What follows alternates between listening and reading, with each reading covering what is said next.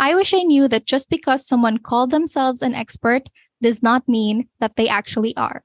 Let me say that again. Just because someone called themselves an expert does not mean that they actually are. Okay, we are starting off strong with that statement, but come on, not everyone who claims to be experts are actually experts, and it sucks that I had to learn that the hard way. Welcome to Spill the Creativity Podcast, the podcast where we will be having conversations with other creatives that will inspire us, keep us encouraged, and push us to reach our own goals. This is the place where we will be acknowledging the hard truths because while this path is fulfilling, the truth is there's no easy way to do things. It all takes hard work. We are going to be talking about the good and the bad about choosing a creative career. If you're looking for a cup of stimulation for creatives, a warm cup of tea in this otherwise bittersweet pursuit, then you're in the right place. So let's get that cup of tea and get on with the conversation. After several episodes, I realized that I have a lot of regrets in my journey. Regrets in the sense that I wish I knew better, but not in the sense that I wish I did things differently, because honestly, I believe that we all have gone through something and we all have to learn something from it along the way. And while I did learn a lot, I can't help but think about how it should have been. And yeah, I think it's one of my red flags as a person where I replay certain events and nitpick parts that could have been better. If you've been around for a while, you'd know that I shared the top 3 things that I wish I knew before quitting my day job. If you don't, then I highly recommend for you to go back to that episode after listening to this. It's episode 1 and it's not that hard to find. Anyway, after doing that episode and after several conversations with people on the podcast, a lot of I wish I knew surfaced and I want to talk about them. So I decided that I'm going to make that a series of some sorts. So episode 1 is the first installment of the series, and this is going to be the second one.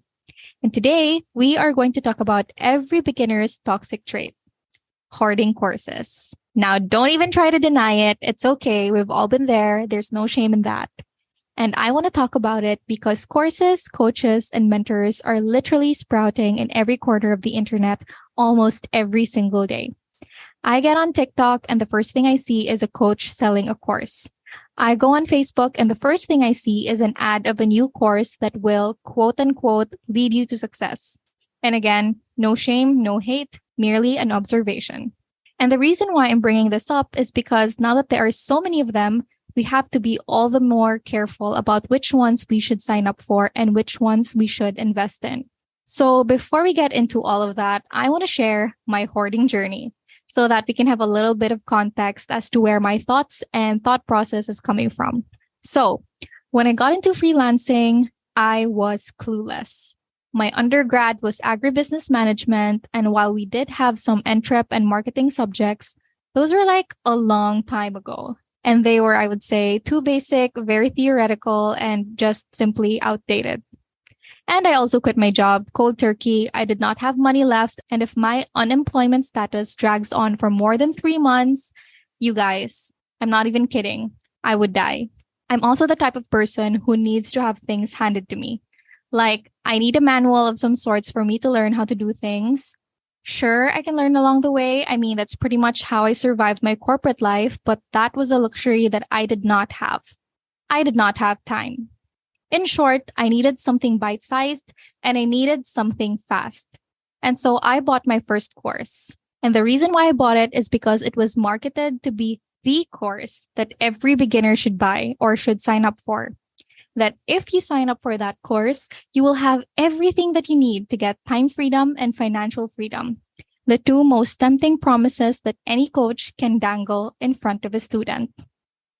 And so, as a naive beginner, I was in. At first, I was excited. I listened to all the modules, took notes, did all the homework, but then when it was time to actually get out there and do the work, I was scared. And I realized that I still did not know anything. I mean, yeah, okay, I knew how to set up a portfolio, where to find clients, how much to charge, but there was one thing, and there was one crucial thing missing. What was I going to offer? What was I going to put in my portfolio? What was I going to sell, basically? Yeah, I didn't think about that.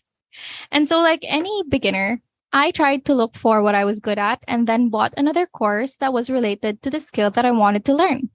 Mind you, it wasn't just one. And no, it wasn't just two.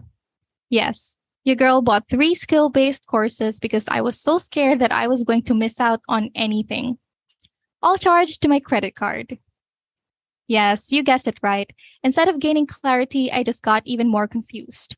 And with that backstory, here are the three things I wish I knew before signing up for courses that I thought I needed. Number one, I wish I knew that just because someone called themselves an expert does not mean that they actually are. Let me say that again. Just because someone called themselves an expert does not mean that they actually are. Okay, we are starting off strong with that statement, but come on, not everyone who claims to be experts are actually experts, and it sucks that I had to learn that the hard way. So, apart from the courses I bought, of course, I also watched a lot of YouTube, signed up for a ton of newsletters, joined free webinars. You get the picture.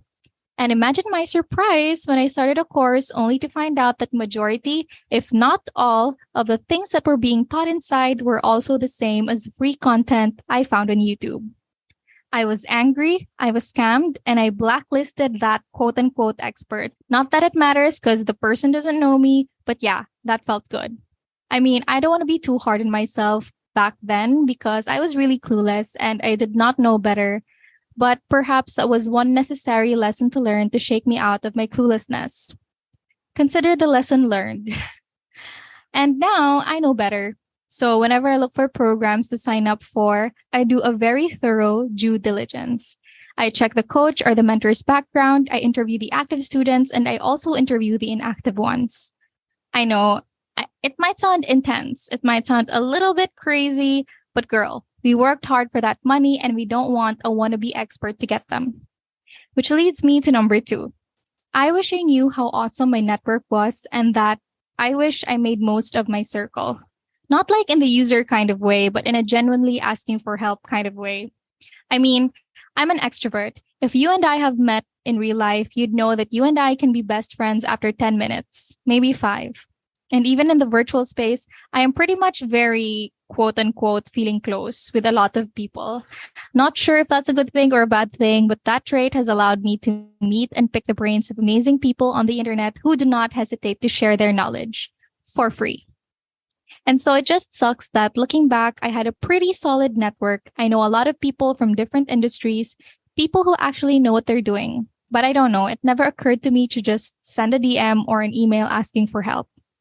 Most of the people who have been on the podcast are part of my network, and most of them, well, all of them, have been so gracious with sharing their experiences and knowledge. And had I just asked for the help straight on, then I wouldn't have had to spend all those money. I don't know, probably it was pride. Shame? I don't really know. I hope that you can really hear the sound of regret in my voice, but yeah, past is past, we learn, we move on. Which brings us to the third one. I wish I listened to just one expert for each field. Now, this is sort of related to what I mentioned in number one, where instead of gaining clarity because of my fear of missing out on information, I signed up for so many courses that I just got confused, overwhelmed, and, well, stuck. And I guess a factor of this was also FOMO, fear of missing out. I talked about this with my life and money coach, Coach Nick, who, by the way, is a legit coach and whom I would highly recommend if you need help with money mindset and life coaching. But yeah, going back, I really hate this trait and I'm obviously working on it. But looking back, I realized that a lot of the courses that I blindly signed up for were mostly because of FOMO. Copywriters are doing their job so well, I was more than willing to give my last few pesos. Lol. Kidding aside, I was one of those people who would give in to marketing tactics like, this would be the lowest price that it's ever going to be, so sign up now. Or, seats are running out fast and we are not sure if we are opening slots ever again, so sign up now. And yeah, I usually would sign up now. Only to find out that after 3 months, the lowest rate is the actual rate, and the last few slots were still the exact same slots that were available from 3 months ago. Yeah, I was gullible. But now, I would say that the thing that helped me to get over it was knowing exactly what I wanted. Now that I have an idea of what I want to be and what kind of coaching I need, I no longer give in to those FOMO tactics and borderline false marketing of some courses. Had I known better, I wish that I just consumed all of their free content first, chose one that resonated the most, and applied the hell out of it. And if the first one did not work, then that would have been the time where I invest on another program. Because now, even if I signed up for a lot of things, it turns out that not all the strategies applied to me or my business. So, in short, apart from getting scammed by fake coaches, some of the things that they were teaching were not applicable to me. And so, some of the knowledge that I was so scared to miss out on didn't really have an impact on my business. So, basically, they were useless. Lol. So, yeah. So if I just did that, then that would have saved me a lot of time and a lot of money. That would have fast-tracked my growth, and that would not have drained my credit card. Fun times. But then again, I had to go through that probably so I can make this episode. I don't know. I don't know what the reason is, but I had to go through those. So all that being said, I just want to make it clear that I'm not discouraging anyone from signing up for courses. My point here really is to be mindful of the program that you sign up for and be wary of the experts that you look up to. In fact, I actually encourage you to find that course that you feel is the right fit for you and invest on it. I've invested on several programs that drained my credit card, but filled my mind with new perspectives and added more people in my growing network. And yes, I paid off my credit card. You guys, you can all calm down. So yeah, just to recap, the 3 things I wish I knew before signing up for courses are, number 1, I wish I knew that just because someone calls themselves as an expert doesn't mean that they are. Number 2, I wish I was able to value my network at the onset. And number 3, I wish I just listened to one expert. So there you go. I hope this spoke to you in one way or another, and I hope that you don't make the same costly mistake as I did. And I sincerely hope that you find the perfect mentor or course that fits your needs as a business owner. Know that I'm rooting for you always, and see you again next week for more tea to get spilled. Bye! Thanks again for listening to Spill the Creativity podcast. If you like this episode, I would really appreciate it if you can give me a 5-star rating on Spotify and a 5-star review on Apple Podcast. Or you can also take a screenshot and tag me on Instagram at Spill the Creativity podcast, and you can also try the special filters if you want. Thanks again for listening to this episode, and make sure to catch fresh drops every Thursday morning. Bye!